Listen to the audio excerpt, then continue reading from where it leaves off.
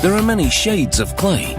The whitest is the purest and used to manufacture things like dinnerware, sinks and tiles.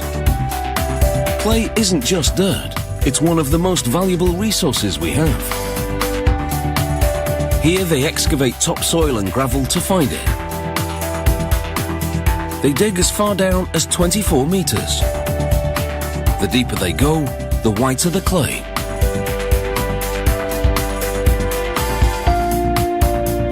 Fresh from the earth, the moisture content of the clay is between 15 and 22%. The particles of clay clump together, but they can easily be broken up. The clay will now be processed to a workable form.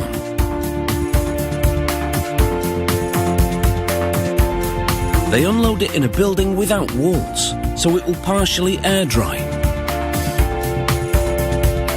They do a visual inspection of the colour and consistency. Every few loads they also do a chemical analysis of the mineral content. And this allows them to categorise the clay for specific purposes. Next, they transfer the clay to a revolving tub. The tub has knives that protrude up into it. As it spins, the knives hit the lumps of clay to chop them into smaller pieces. These smaller clay chunks flow out of the chopper and are moved to a hopper. The hopper feeds the clay to a mill. En route to the mill, the clay travels through heat, a flame generated by a furnace below. This is called flash drying, and it brings the moisture content down to 1 to 2%, the right consistency to now grind it into a fine powder. The grinding mill is a shaft with numerous hammers sandwiched between steel plates. As the shaft turns, the hammers swing to grind the clay lumps into a powder. The mill will also blend different kinds of clay to create specific products. The cover is closed and the mill is set in motion.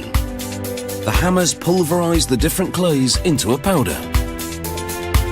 Overhead, a machine sucks up the ground clay using spinning blades and a vacuum. The cyclone effect lifts up the clay particles and leaves heavier impurities like sand behind. The result is a purer clay blend. Here are various clays, now dried, pulverized and purified. They run numerous tests on the clay.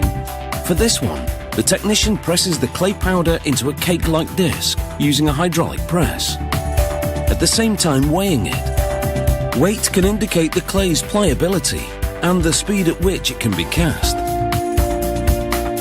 He fires the clay disc in an oven overnight and examines the colour to confirm that it's the correct hue. Over at the packaging station, a worker hangs open bags on spouts, which fill the bags full of dry powdered clay. The end user will add water and other ingredients to turn this particular blend into a glaze for items such as tiles and sinks. In powdered form, the clay is lighter and cheaper to ship. Some customers prefer wet processed clay, even though it's heavier. For that, they add water and chemicals to make it into a slurry.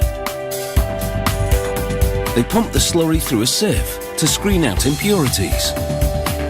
The slurry then flows into big mixing tanks, where it remains in a constant state of agitation. Continuous mixing keeps it fluid. Without it, the clay would thicken. On the day of delivery, they pump it into tankers, and then the clay is on its way. This particular batch will be used to make sinks. It's a versatile natural product that we couldn't do without. Thank you so much for watching how to make clay, or how it's formed. So yeah, thank you guys for watching. If you want to see more documentaries of how to make or anything, remember to give a thumbs up and comment below, say I want to know how to make that and that and that. Okay, so see you guys later. Bye.